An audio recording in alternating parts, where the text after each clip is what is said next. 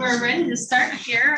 I'm Amy Erickson. I'm a plant science biology instructor here at Sheridan College, and I'm really excited to introduce Dr. Stephanie Servetas here to our Science Museum lecture series. This is the last one of the semester. Stephanie is from NIST, which is the National Institute of Standards and Technology, which is actually housed in Baltimore, Maryland. But she's really lucky because she gets to work remotely and live here in Sheridan. So she's lucky, and we're really lucky too because she's here and willing to share her resources and knowledge with our students and faculty, and we're looking forward to some collaborations. I'm going to let her tell you more about what she does, and she has a very exciting presentation for us. Thank Absolutely. You. Thanks, Amy. So I'm just going to wait for the lights to go down. Perfect. So you can see a little bit better. I'm excited to be here today. Thank you all for joining me this evening. And we're going to go over some of the exciting research that's going on in the field of microbiome studies. All right, so to get everybody thinking about the microbial world, we're going to start off with a little bit of microbial trivia. So this is interactive. You need to raise your hand. Okay? So first question here, are there more stars in the known universe or microbes on Earth? All right, so who thinks there are more stars in the known universe? All right, we got several hands. How about more microbes on Earth? All right, so I feel like this maybe is a little bit easy because this is a microbiology lecture, but yes, there are more microbial cells on Earth. It's estimated that there are 10 to the 30 microbial cells on Earth, and this includes as many as 1 trillion different microbial species. So we can think about that in terms of total numbers or in terms of biomass. So biomass here is given in gigatons of carbon. And so here, this big green block structure is the plant biomass. So plants make up 82% of the biomass on Earth, and coming in second are bacteria at 70 gigatons of carbon. All right, so more interactive questions. What percent biomass do you think humans account for? All right, and I'll give you some cues here. Okay, we have 1%, 0.1%, or 0.01%. All right, so who thinks 1%? Any 1%? All right, 0.1%? Anybody? All right, or 0.01%. All right, okay. You are correct if you guessed 0.01%. So we make up a very small percentage of the biomass here on Earth. And if we look at that in terms of actual gigatons of carbon, we have humans up here, 0.06% gigatons versus the microbes. So this is, fungi, bacteria, viruses, 93 gigatons of carbon, right? So we are outnumbered. This is truly a microbial world. I have some more fun facts. You can tell I like numbers. So here we go. If all of the viruses on Earth were laid end to end, they would stretch 100 million light years. Okay, I'm not an astronomer. This didn't really mean a lot to me, so I looked up how far away Pluto was because that seems pretty far. It's not even 1 light year. Okay, so just think about that. All the viruses stretch them out. The number of microorganisms in a teaspoon of soil, not a tablespoon, just a teaspoon, is the same as the number of humans currently living in Africa. Okay, so think about that. That's kind of a lot, right? We can also talk about area covered. Okay, so we've talked about numbers. The largest known contiguous fungal mycelium covered an area of 2,400 acres in Eastern Oregon. Okay, so you have this basically the root system of a mushroom, if we will use that analogy, 2,400 acres. That's huge. Okay, and this is the only part that you really see above ground. Not only are they everywhere, they've also been around for a really long time. So viable bacteria, viable meaning they were able to culture these, were extracted from amber and estimated to be up to 170,000 years old. And another fun fact that I didn't list here is this is actually where they got some of the ideas for Jurassic Park, right? Mosquito, amber. This was where some of that came from. All right, so I hope I have convinced you that microbes are everywhere. They've been around for a long time. This is a microbial world. And today, what we're going to be expanding into is microbiome research. And I chose this for a topic, one, because I study it, but also because this is an area that is really just exploding. So what we're looking here in this graph is a group looked at both research published articles, so that's in here in black, these are in PubMed, so scientific publications that are coming out from 2007 to 2019. And you can see there's a very steep increase. And in the year 2019, there were 20,000 research publications related to the microbiome. So there is a lot of research going on in this area. And it's not just in scientific publications. Over here in this kind of orangey red line and in the blue line, we're looking at news stories where microbiome was the lead of that article. And you can see that that is also increasing. So it's not just in science, but it's in general public. I mean, you're here today, you've probably heard of the microbiome, and that's why maybe you're interested in coming to this lecture.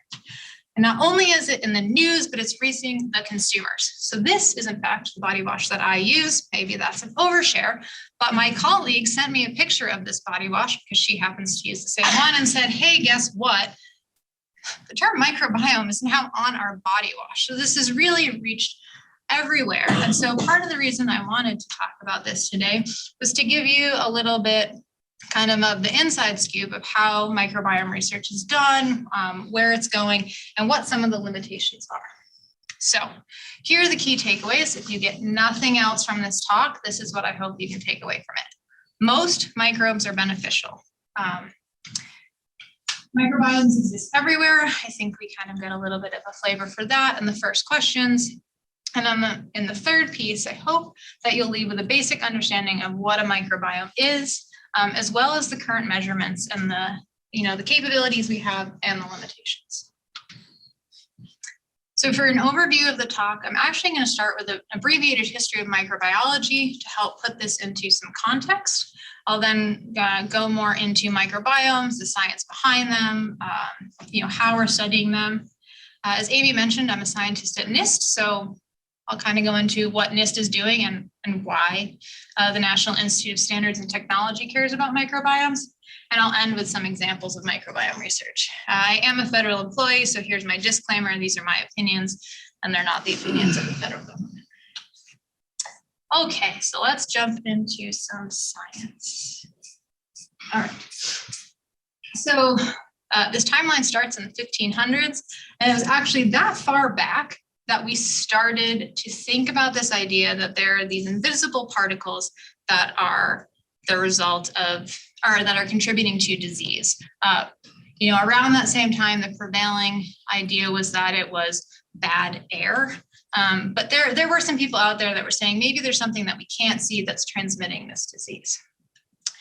And what really helped to bring us forward into understanding this idea of germ theory and what microbes were was the invention of the microscope. So before the microscope, we knew maybe something was there, but we couldn't see it. And this invention here allowed us to be able to see things that you can't see with the naked eye. And so this was by Van Leeuwenhoek, and he called these animalcules. So what he did was actually look at pond water and, believe it or not, dental plaque. So he scraped his teeth and put that under a microscope, and he saw things there that looked like what he thought were little animals. And so there we go, there's the birth of microbiology. So now that we can see invisible particles, things you can't see with the naked eye, we started to move forward into things like germ theory and this idea that you should wash your hands if you're going into surgery, and that might prevent diseases from being spread. They were able to see Vibrio cholera, which is the bacterium that causes the disease cholera, in gastric tissue from individuals who had died of this disease. So they started making that association. And then with the advent of things like solid agar, so if you're familiar with Petri dishes and the ability to culture microbes, they really started to move this field forward, and that, okay, there are these things that we can't see and they're having an effect on us, namely causing diseases. Some more animation here. Okay, so then we had some more advances in technology, which are shown down here. Advances in microscopy, things like scanning electron microscopes, which was what was used to take the picture, as well as transmission electron microscopes, allowed us to discover things like viruses, which are even smaller than bacteria. for the most part. And you can't culture them, on a petri dish. They need something to grow in, like a mammalian or a plant cell line. Other advances also allowed us to make discoveries like that made by Sir Walter Reed, which said that there are actually vectors for disease. So it's not just us passing them, but they can be carried by things like mosquitoes. So we're moving forward. We have technological advances that are helping to make new discoveries. And while I put this up here, DNA was identified as a genetic material more or less in the mid-1900s. It's not a microbiology finding necessarily. It's more molecular, just general biology. But this was really important for what I'm going to talk about in the field of microbiome sciences. This idea that there is genetic material, namely DNA or RNA, and that it is hereditable and is transmitted between species. And this discovery led to the development of a whole bunch of what I'm terming the era of molecular biology. So we have things like the ability to sequence DNA. So this first method was, based on a single strand of DNA. It's called Sanger sequencing. Shortly after that, we had polymerase chain reactions that were invented, or PCR. And what this does is it multiplies the amount of DNA there. So you think tiny microbe, tiny amount of DNA. If we can get more DNA, it's easier to study. And then we come into the 2000s and we have the development of next generation sequencing, and something that we haven't quite found a good name for, third or fourth generation sequencing. And what that means is we could do sequencing faster at a higher throughput, so more samples at once, and it was more cost effective, right? So if it's going to cost you $1 million to run one sequencing sample, you're not going to run a lot of sequencing samples. In the lab nowadays, I think you can send out sequencing for like $100. We can do it in the lab, maybe a couple thousand, but you're looking at 96 samples, let's say. So this has really propelled science into a new era, specifically these microbiome studies. And so in the late, I think this was 1995, we published the first single microbial sequence. This is Haemophilus influenza. You may be familiar with it. We're all vaccinated against it. It's the Hib vaccination that you get as a child. Then we had things, just a short 10 years later, actually, like the Human Microbiome Project, where we are sequencing microbes from all over different places in the human body. The Terra Genome Project, this is a soil microbiome project. The Earth Microbiome Project, which is any sample you can think of that is not on the human body, basically. And then things like Metasub, which is actually the microbiomes of urban transportation, like the New York City subway. So all of these technologies are what really led us to being able to study things like the microbiome. In addition to making new discoveries, we actually had a paradigm shift in the way we think about microbiology. So really through kind of the late to mid 1990s, a lot of the focus was on microbiomes as the causative agent of disease. You heard the word bacteria, microbe, and you thought bad, right? It was stigmatized. And I like to think this is largely because our studies were kind of on that principle of if it's not broke, don't fix it, right? We weren't just going out and looking for microbes back in the day when we had to culture them or we had to use a microscope on, tissue from someone who passed away. We weren't just saying what's there. We were more interested in questions like, my food has spoiled. Why has it spoiled? I'm trying to make wine and I'm not making wine. It tastes awful. Why has this process gone bad?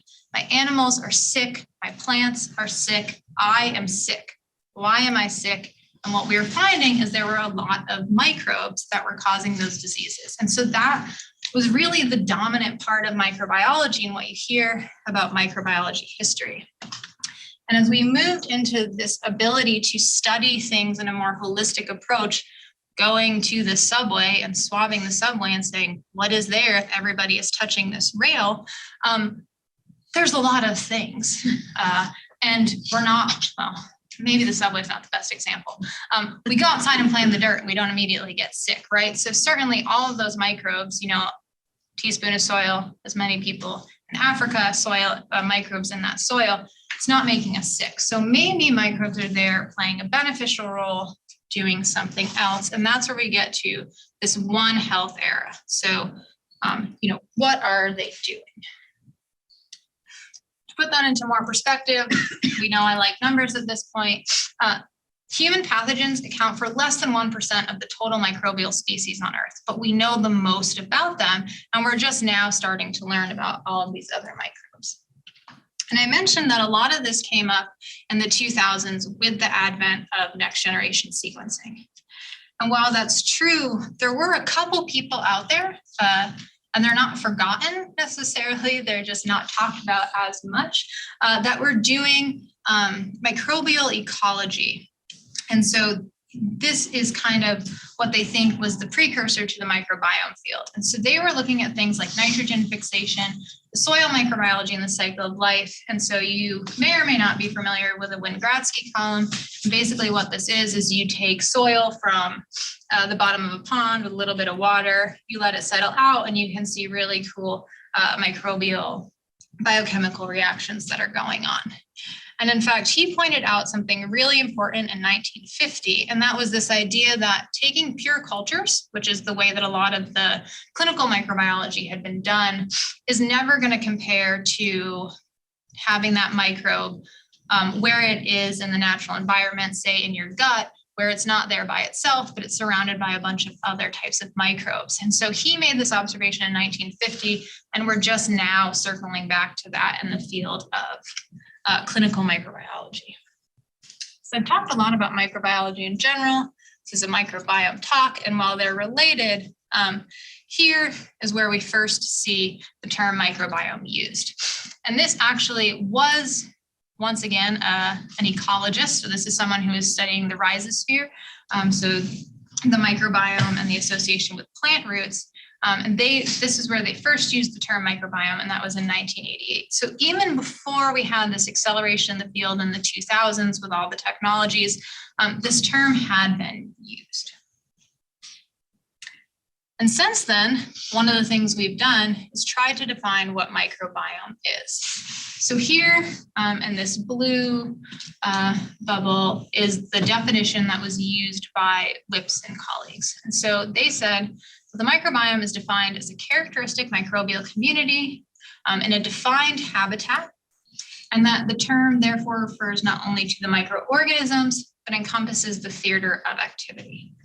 And so that was the definition used in 1988. And since then, and as we have more people doing research, 20,000 publications in 2019, there's been a lot of other definitions that have emerged. And so there's actually a workshop held in 2020 where they brought a whole bunch of scientists in the field together and said, okay, we need to come up with one definition. And what is that definition going to be? And so here I have a couple of the definitions that they're able to choose from. The reason these are color coded is in blue, those are definitions that emerge more from the ecology field. Then we have a huge field that is focused on the human microbiome. The first real large microbiome sequencing project that was funded by the NIH was the Human Microbiome Project that has generated a lot of samples and additional funding since then. So there's a whole bunch of definitions where they're talking about microorganisms in the context of the human body. And then there's this other class of definitions, and where these come in, as I mentioned, next generation sequencing is really what supported microbiome studies. That's the technology that made them possible. So a lot of people have come up with definitions that involve something like genetic material or genes and genomes. And that's tracing back to the technology that was used to make the measurement. So in this conversation where they bring together a bunch of the experts in the room, which definition did they choose? The first one. So this definition from 1988 is still the preferred definition by experts. This definition here I included because this is actually the most cited definition right now. But those experts, they picked the first one.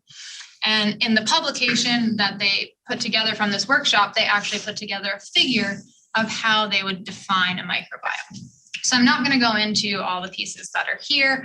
But what I will point out is here, indicating the microbiome is this big outline, right? And we have the microbiota, which is typically used to refer to different taxa, so things like bacteria, fungi that are present in the theater of activity. And what does that mean? It basically means the environment So let's use our soil sample as an example. So it's the microbes in the soil, it's the organic matter. So the particulates that are making up that soil could also be the plants and the decomposing matter that's there. And then also things like microbial metabolites. And so these are things that the microbes are making as they, break down plant matter or things like that. So all of that is what is talked about when you talk about the microbiome. It's not just the microorganisms, it's what they make. It's what's around them, it's what's there for them to eat. All of that constitutes a microbiome. So when we're doing microbiome studies, typically we're asking two questions. We're asking who are there. So what is the composition of the microbiota? And we may be asking what they're doing. So what are they making? How are they doing it? Do they have a function as a whole? Are they doing something like breaking down leaf litter? Are they doing something like helping your digestive system, right? So those are the two main questions that we're going to ask. So we've defined what a microbiome is, and now I'm going to move into how we study a microbiome. So I said, there's two primary questions we're asking. Along the way to what are they doing, we can talk about what they could do. So that's their potential to do something that, given the right conditions, they might do it, but they're not doing it yet.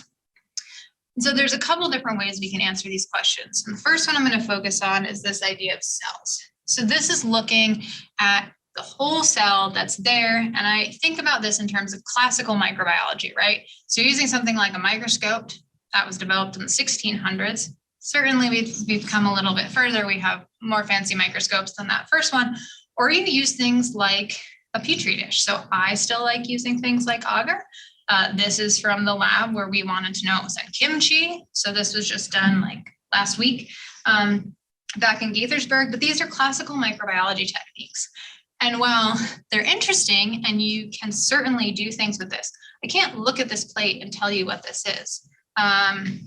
There might be people out there that could do things like that, but by and large, especially if you're going into a new environment, these techniques are not going to really tell you who is there in specific terms. I can't look at this and say, this is a lactobacillus. That's not possible, and most people couldn't do that. So we've expanded to using molecular methods where instead of looking at the cells as a whole, we're breaking those cells down and we're looking at the little parts inside of them that make them up. So things like DNA and RNA, nucleic acids. We can also look at proteins and metabolites, which could be chemicals or proteins as well. So we can look at all of these. If you think back to the 2000s, we talked about the molecular methods, and that's really what has advanced microbiome science. So you can do classical microbiology. It's still a lot of fun. It can get you answers, but a lot of the methods are these molecular methods. So that is what I'm going to focus on. And I expanded this who is there to cover DNA as well, because using sequencing to look at the DNA code that is each microbe has, bacteria, fungi, viral, that's how we're identifying things. So yes, you can look at genes and genomes and get it function, but more so, a lot of the field, the majority of the work that has come out is using DNA to say who is there in this community. So how do we get from a sample to an answer? This is a wastewater sample that's being taken actually at NIST. And this is just an example of the type of publication that might come out of this wastewater sample.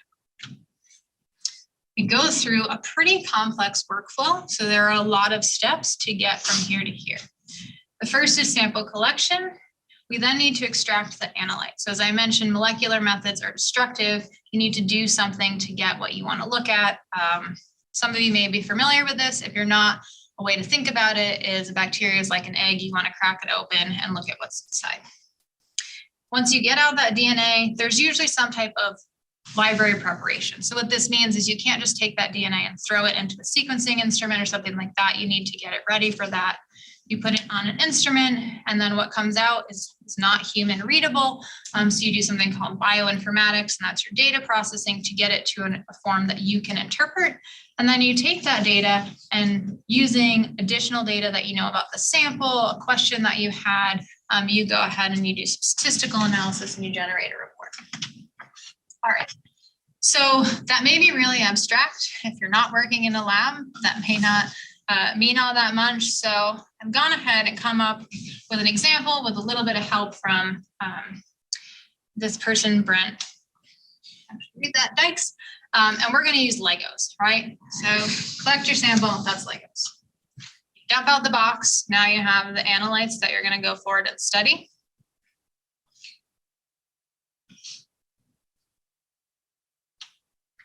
Nothing's happening.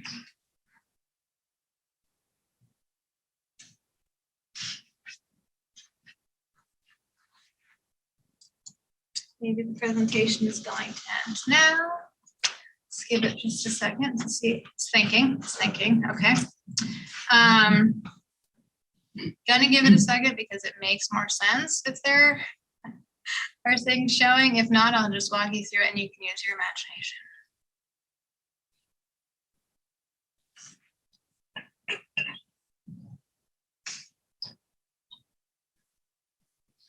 I was going to see numbers. Great. Do you think I should try and? Yeah, I don't know. We're doing with it earlier. I don't know. Maybe.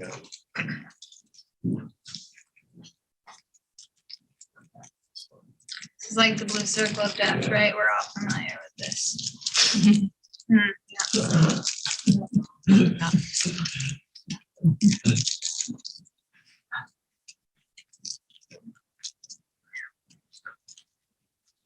Oh, no.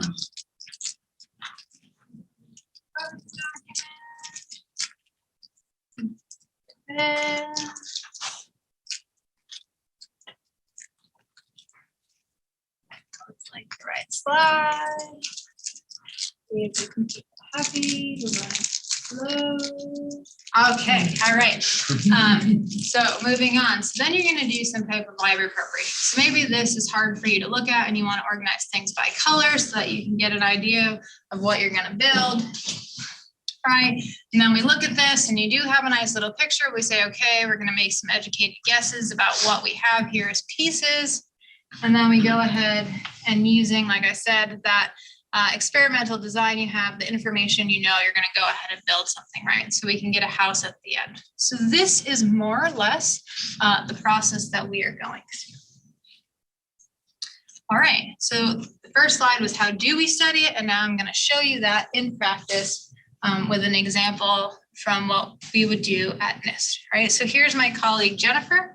This is that same kimchi example. So we did plate it as well because I think that's fun, but we also wanted to know everything that was there. So she has a little piece of cabbage here. We're gonna go ahead and we're gonna extract the DNA. So we put it on something that looks like this is the first step. It's got little beads in there, it's shaking very quickly, and we're basically trying to beat the bacteria so that they all open up.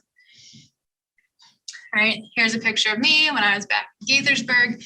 Right here, this is called an iSeq. That's one of the forms of those next generation sequencing platforms. What's great about this is you take your sample and you load it in. You take that little cartridge, it has everything you need. All I do is order it, I put it into this tiny little box. It has a touch screen, I hit go and I walk away. All right, so that is all you have to do to generate sequencing now. In this instrument right here. So it's pretty hands-off. They've come a really long way. You get information out. I'm not showing you that step because it's kind of boring, and then you can build some graphs. So you can ask things like how you have two different communities. I have kimchi from producer 1, kimchi from producer 2, and I can say how similar are those communities. Other things you can ask, how many species are there in that community? Do they have 10? Do they have 20? Do they have 100? And then you can also ask more specific questions like what are the exact species that are present in that kimchi? And then if you know something, you had a question going in, maybe our question is, are the species in kimchi related to gut health? And maybe you can draw a conclusion like the microbes in kimchi support gut health. All right, so that's kind of the general workflow and showing you through an actual example of what that looks like. Okay, so we're going to transition a little bit. I've given you an introduction into what a microbiome is, how most people are studying them. I focused on the DNA component because that's primarily what's been done. That's what a lot of labs do. There are certainly other things you can study. You can do metabolomics. And so this is really just kind of an intro. But you may be wondering why NIST is interested. Or you may be wondering who NIST is. Okay, so more audience interactions here. Who in this room has heard of NIST before this talk? All right, so we have a couple. None of you people count because you know me. All right, so NIST, as Amy said, is the National Institute of Standards and Technology. It's the U.S. National Metrology Institute. So all countries have a National Metrology Institute that's there to help them set standards. It was founded in 1901 as the National Bureau of Standards. And something that we think is really important is we're non-regulatory. So we are not a regulatory federal agency. We're not like the FDA, the USDA, the EPA. We don't tell people what to do. And we're within the Department of Commerce. So not many people think of a technology institute being in the Department of Commerce. We have primary locations in Gaithersburg, Maryland, which is shown here, and also Boulder, Colorado, so not too far away. We're a scientific institution, so we have 5,000 permanent scientists and engineers that work between these two campuses. There's also a small location in Hawaii and South Carolina. You'll get a kick out of this. Okay, so I was talking to people in South Carolina, and they were like, "Yeah, it's pretty cold here. It's 40 degrees." I was like, "Oh yeah, it's pretty cold there." I bring up the Department of Commerce because the mission of NIST is to promote U.S. innovation and industrial competitiveness by advancing measurement science, standards, and technology. So unlike people at the NIH who support health or the FDA, who are really there to support consumers and make sure they're safe, the people that we look at as our stakeholders and we're there to support are businesses. So we want to help people make products and things that they can move forward. And generate commerce. So that's why NIST is within the Department of Commerce. NIST does really cool things. I don't have time to go into the things that are not biological here, but if you're interested, I'd be happy to tell you, you can go to NIST website. For example, I think they burn a Christmas tree every year because we have a fire science division, and they look at things like if your Christmas tree is hydrated, how long does it take to burn versus if it's not? So there are really cool things that you might not think of measuring that NIST scientists are measuring. All right, so I digressed. I'm going to come back to the Biosystems and Biomaterials division, which is where I work. So everything we do is related to biology, whether that's microbiology or higher levels. And our mission is a little bit more focused. So we work to build confidence in biological measurements. And that's all in support, once again, of the bioeconomy. So there are 5 different groups within this division, and these little microbes that are shown here indicate the groups that work on different parts of microbiology. So I work here in the complex microbial systems group.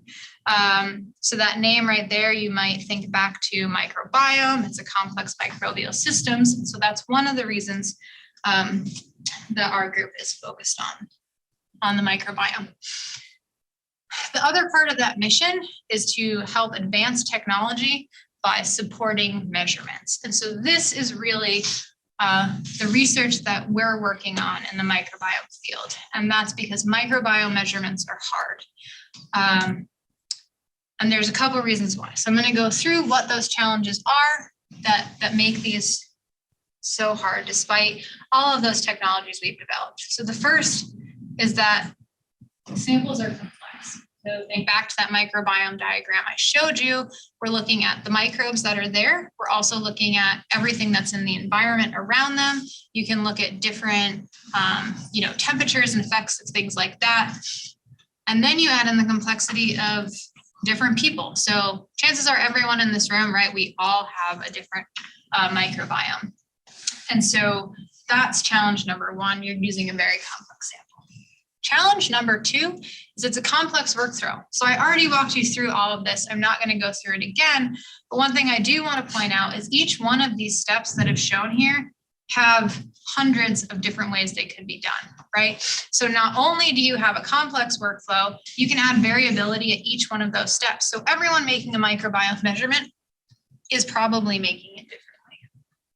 And what that leads to is challenge number 3, and that's comparability and reproducibility across microbiome experiments. So The ability to reproduce an experiment is at the foundation of conducting a good science experiment, right?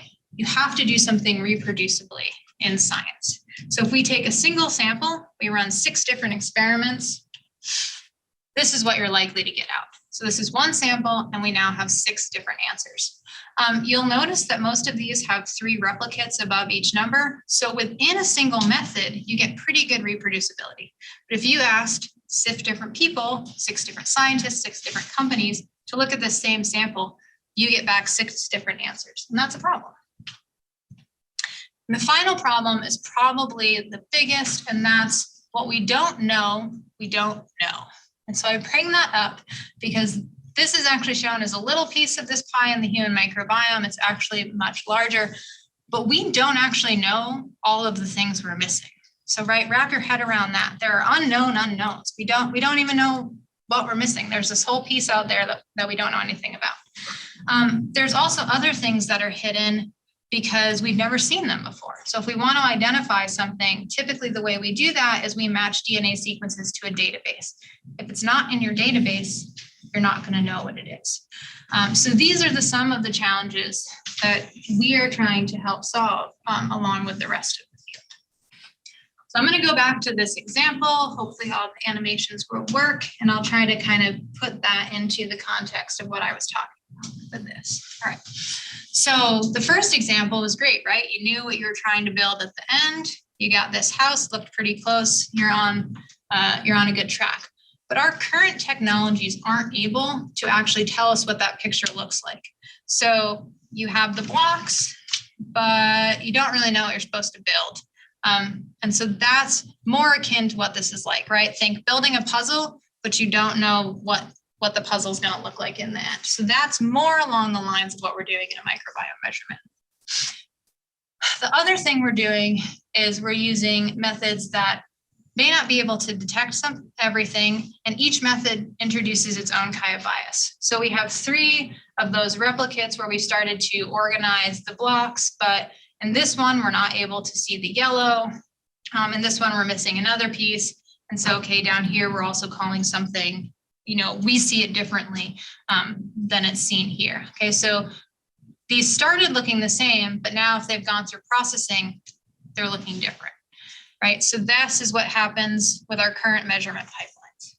And then we go to do data analysis, and we aren't able to identify everything. So we have something here, we have no idea what it is. We can give this kind of, we have some idea of what it is, but we're not all the way sure. We've misidentified something because it looks kind of like this, and that was as close as we could get.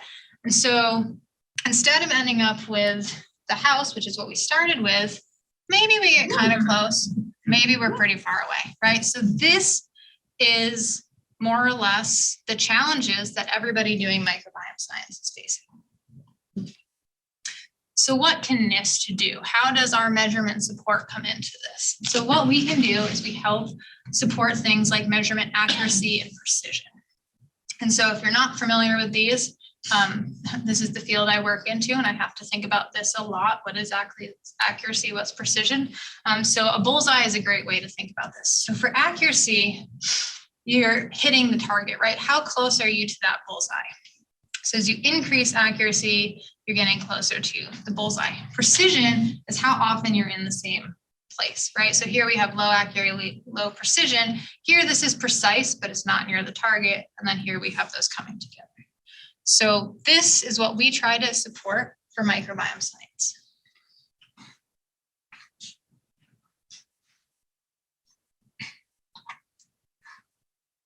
Break it again.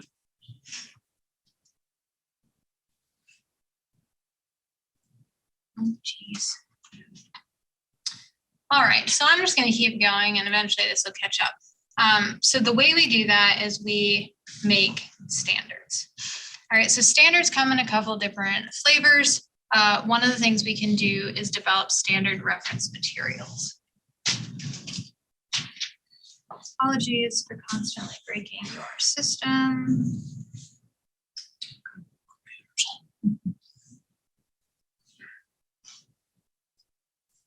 Can't even escape now. Oh, we'll let you do that either. Here we go. We made it through the videos. I would have thought that would have been the stumbling block. All right. Not my blank presentation. Happens again, I'll just start drawing microbes on the board. All right, we're closing in on that. Okay. All right, so I kind of already talked through this, a bunch of different types of standards and standardization. We're going to focus on reference materials. So we have two different types of reference materials. We have homogenized biological samples, and then we have communities that we engineer. So building things from their parts. Okay, so here is some of the actual science that we're doing. NIST is currently in the process of building a whole stool gut microbiome reference material. And that is exactly what it sounds like. Okay, so we have generous donors that are providing stool samples. And we are contracting this. So when I say we, it is the grand we, it is not me. We are making an aqueous fecal slurry. Okay, so they are homogenizing these together. These samples come from people that have two different diets, which gives us a way to look for differences. And in the end, we will produce 10,000 aliquots of human stool, 5,000 from each sample. And you might be wondering why NIST wants 5,000 or 10,000 aliquots of stool. Why is that helpful? So it's helpful for these reasons. What we're going to do is we're going to say that Bio 1 looks like Bio 200, looks like Bio 5,000, right? So now we have a material that anybody who's making microbiomes can use, and they know it's the same material. Right now, one of the challenges is if you have two different microbiome samples and you use two different measurements and you get two different answers, you don't know if the microbiome samples are different or if it was just that the measurement that you made was different. So by providing something that's homogeneous as well as stable, so if you do the experiment after month 1 or you do the experiment after a year, you can say we all have the same starting material. If we didn't get the same answer, that's because of our measurement pipeline. So this is helping to support something like precision, right? So are all the answers like this and they're not near each other, or are all the answers like this, they're clustering together? But this only helps support precision because, as I mentioned, fecal material cannot provide ground truth. We don't have the measurement technology yet where we can confidently say we know everything in that sample, right? These are real fecal samples coming from real people, which means there are things there that we don't know what they are. So how do we start to help support accuracy, right? Because that's the other really important piece of the puzzle. It's great if we're all in agreement, but we could all be in agreement and be wrong, right? That's equally as possible. So we do something called engineering microbial references. So these are communities that we build from the ground up where we know what's there. And so one of the first things we're doing with this fecal reference material is we're adding in whole cell spike-ins. So this is somewhere between 2 and 4 microbes. We haven't quite decided on the final number of things that are non-native to stool. So these are things that would not be found in our sample. One of them comes from a thermal vent, I think in Japan. It only grows at 60 degrees Celsius. So not something that's hanging out in the human stool. We add these during the pooling process and we know how much is there. We've counted them, we've put them in. And so that helps get at accuracy because we can ask people how well they can find those. The other thing we can do is we can take that fecal homogenate. This is an example of one of the pilot materials. That is what it looks like. And we can culture it. So we can put it on a plate or we can use some more advanced technologies. We can pull out the individual microbes. We can grow them, count them, put them back together. And then we can say, how well can you determine what's in there? And so what's nice is this is matched the material. So if you can detect things accurately in this, you're more likely to be able to detect them accurately in that the actual material. And so I've said it a couple of times now, but here we're talking about accuracy. So this bullseye are either these microbes or these microbes that we know. So we can't do that for the whole sample, but we can do it for a small subset.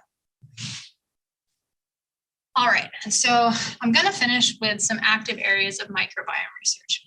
So this is not research that we're doing at NIST, but this is the type of research that we're helping support.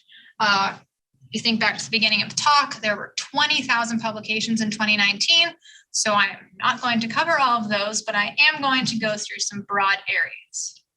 I'm going to start with implications in human health and specifically the area of fecal microbiota transplants. We talk a lot about poop with the people that I work with at NIST. This is exactly what it sounds like. This is a transfer of fecal material from someone who's healthy to someone who's not.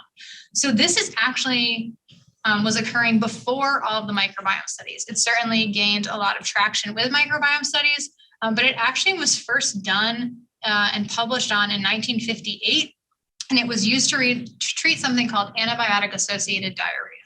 So this has been used more recently and is currently used today for a very specific type of antibiotic-associated diarrhea, Clostridioides difficile infection, or CDI. These basically have the same basis, and what happens is you have your normal gut flora and you take antimicrobials, and this could be something completely unrelated. You have an infected cut on your arm, so you're taking antibiotics, right? But you take that orally. So now the microbes in your gut are exposed to this antibiotic, and you end up with something that we term a susceptible microbiota. Did they know this back then? Probably not exactly, but they had an idea. And so that allows Clostridium or some other bacteria that's in there to grow, because now it has more space, less competition, and it can make you sick.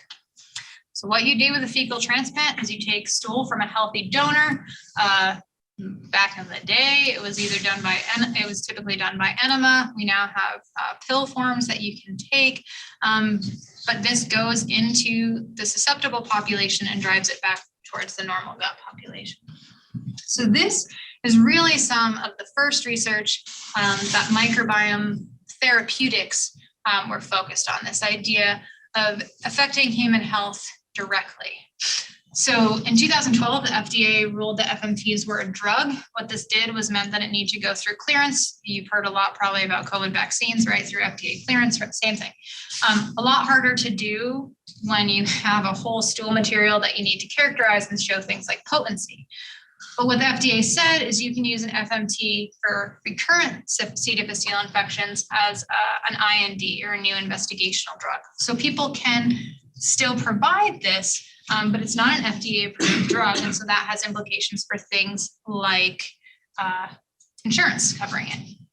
So this is really exciting for me, might be exciting for you in the room, right? We look at this date, 2022, okay.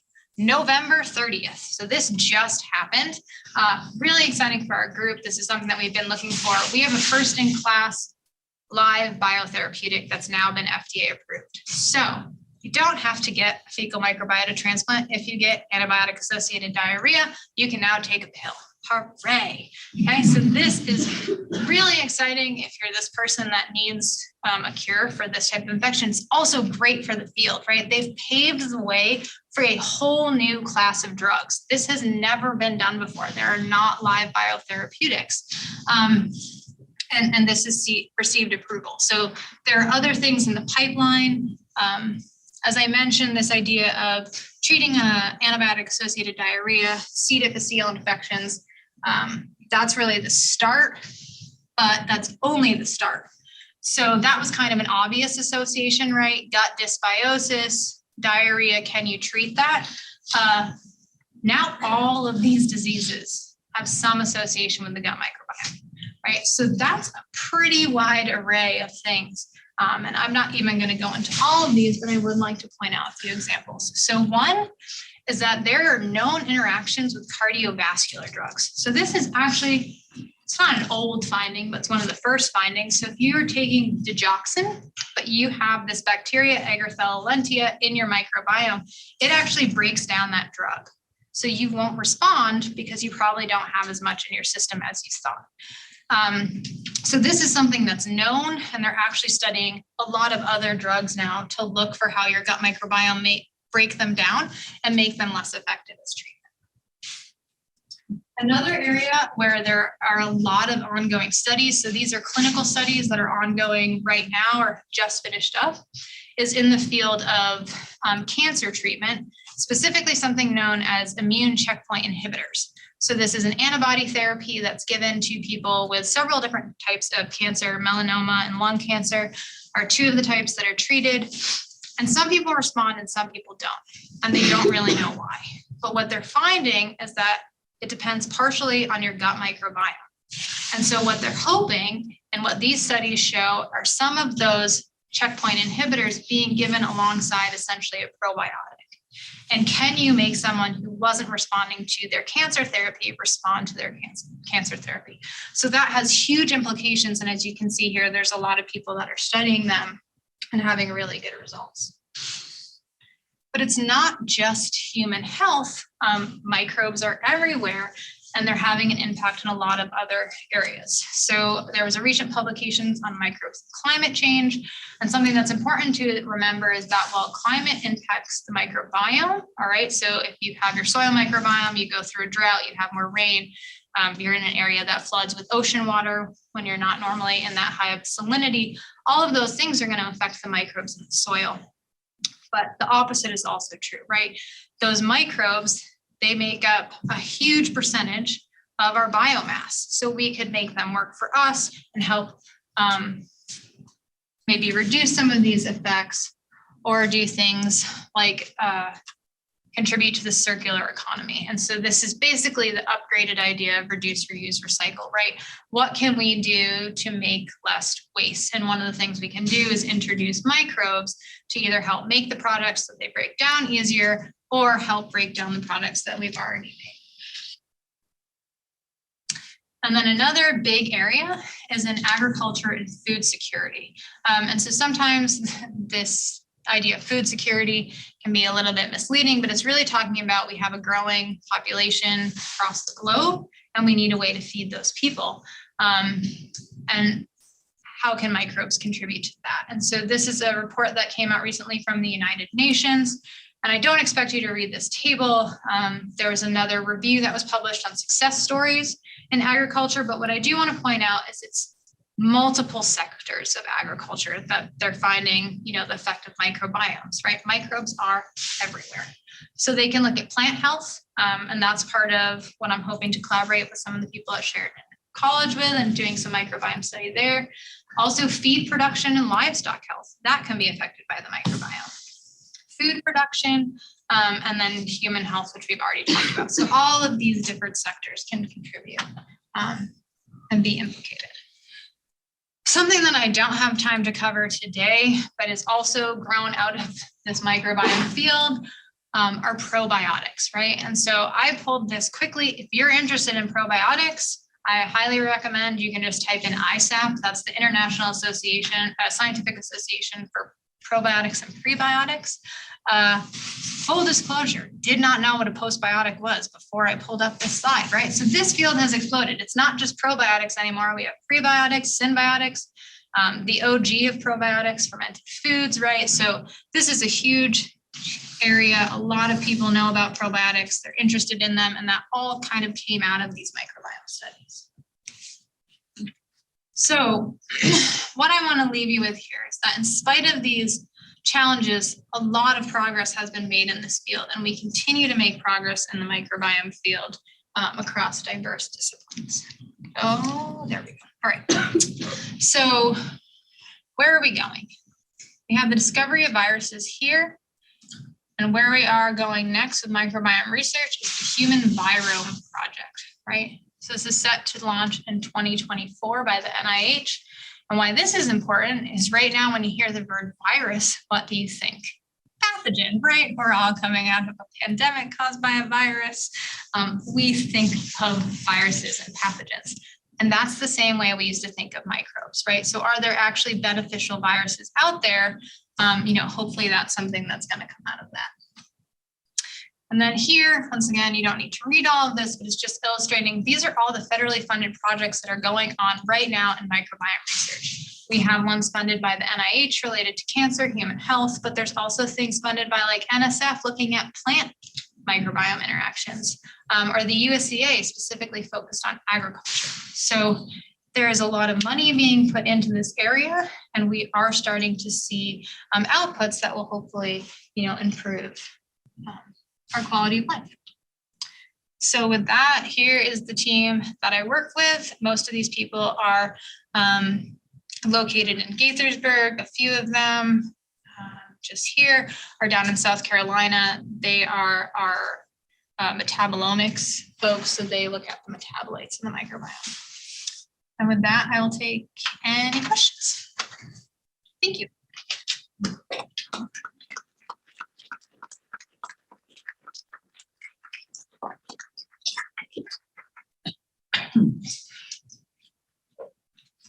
And if you don't have any questions, that's even better.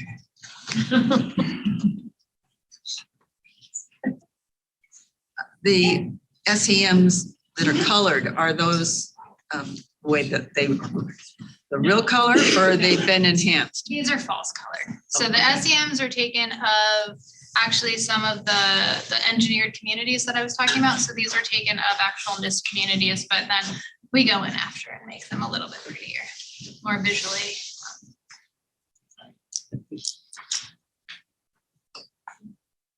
Yes. So does the NIST have anything to do with the genetic modification of foods such as the wheat? No, that's not something that we really focus on.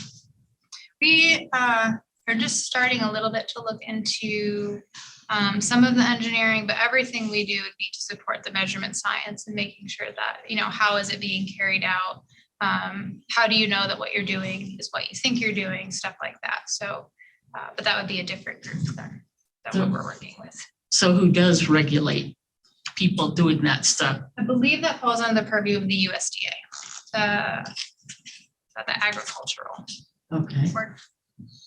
Yeah, as I mentioned, we are non-regulatory, so everything we do is just to support the science. USDA, the EPA, and the FDA.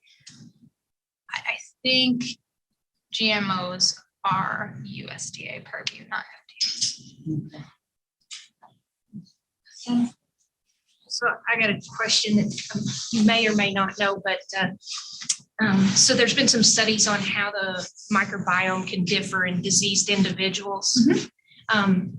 Is there anybody working on how far away are we from being able to sample someone's microbiome and diagnose them with a particular disorder? Yeah, so I mean, that's the goal, right? That's where we're all shooting. I don't know that I could put years on it, but that's exactly the type of thing that we're trying to support with making better measurements. Because right now, the problem that we're running into is if you have your sample read by one person and they say, okay, this is what your community looks like. But then you could have that same done by someone else and they're giving you a different community, right? I mean, right now we can't even say what's healthy because we don't know. Standardize it first. Exactly. Yeah. So that's where we are with some disease indications like C. difficile. That's a lot easier because it's a much less complex environment. So for some, it might be closer. With C. difficile, that's something we can do now. But for others, it's a little bit further away. One of the areas that they're making a lot of progress, and there is a drug that's currently in clinical trials, and so they would be working on, the diagnosis side of that as well, is for some skin conditions. So things like psoriasis and trying to alleviate that. So when it's a less complex sample, they're further ahead because there's less things to tease out. Things like the gut microbiome and using those, I think we're further away. But yeah, that's where we are. Is there another? Yeah. So when you said you could treat C. diff with a pill now, how Yeah. does that make it past the stomach acids? That's part of that's proprietary, so I can't answer that Okay. fully. But what they do, and I believe it is an oral pill. Some of them are still pills that you would have like via an enema. But they basically, the same way you have like a slow release Advil or something, right? It's all in the capsule formation. So how they're encapsulating those microbes. And part of what's really interesting about some of these gut microbiome therapies is they're still looking at, do the microbes have to be alive? Do they all have to be alive? Is some of it having an action when they're dead? Is some of it just like little bits of the microbes? So that's another piece of it. But yeah, to get to the place where they want it, it has a lot to do with that capsule formulation.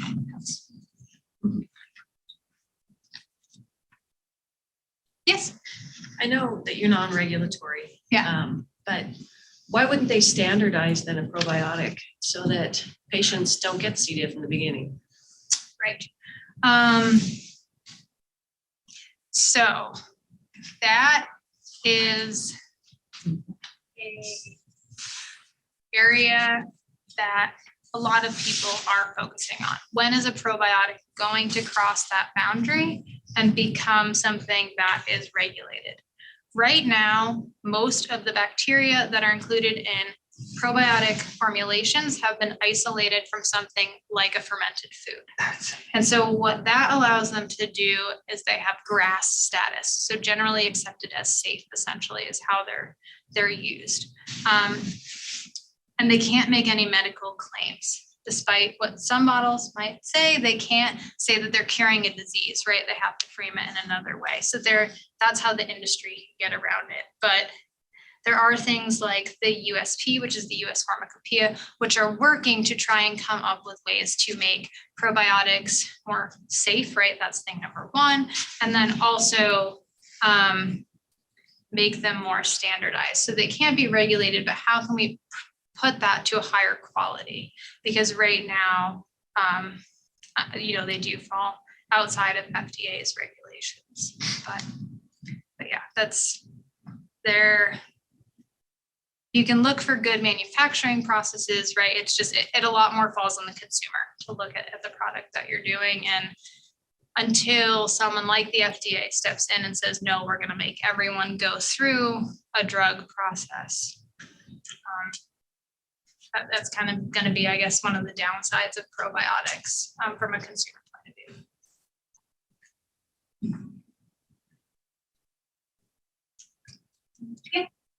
Just a question about microbe taxonomy. Yeah. So are there taxonomists out there trying to sort out, you've got a teaspoon of soil, all these species? How do you can only detect the ones we know, so how do you deal with ones we don't know? Yeah, so there's actually, this is gonna sound really nerdy, cool initiative, right? Okay, so there's a scientist in me called Seek Code, and this is coming out of Australia, and actually is a worldwide effort. So bacterial taxonomy is kind of weird. It's kind of like a fluid subject. It first started looking at this one gene, and that's how they've associated things together. And it's not really well devised. And now that we have sequencing, we're learning that some things that people thought were related because they look alike are actually not related. And so what they're doing is they have this database. And if you have a sequence that you can't map to something, you submit it to this database. And they'll go through and see if they can map it to something. And if they can't map it to something, you found something new, you get to name it. But it goes into this Seek code. And so they can kind of try to build the taxonomy using the genetic sequence. So they're keeping in mind the taxonomy that's out there, but they're trying to actually merge those. There is a body, and I don't remember what the name of it is, that oversees all bacterial taxonomy. And they actually said they did not want to support Seek code at this time. So they're kind of going along in parallel, and they're hoping they can demonstrate the use of this and that it has a positive impact. And then they're hoping that the people that oversee the taxonomy will come back to them. Any other questions? Yeah.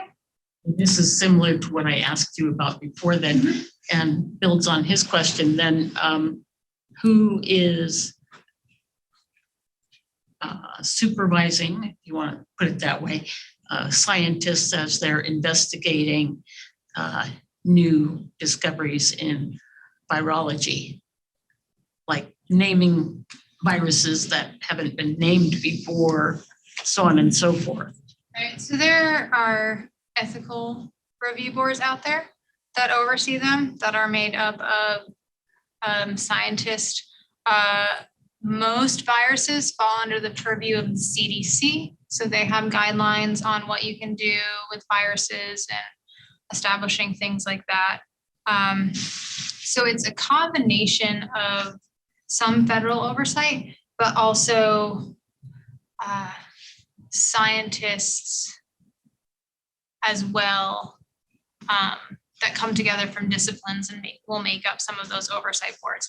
I don't know what the name is of those boards, but they exist.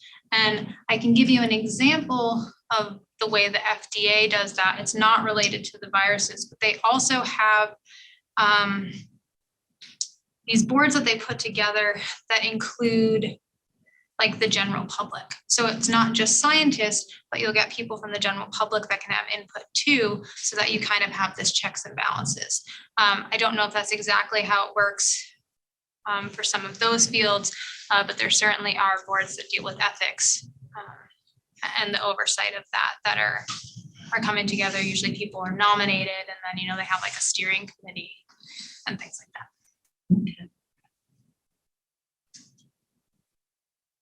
All right, well, let's thank Stephanie again for the talk tonight. Thanks, everyone.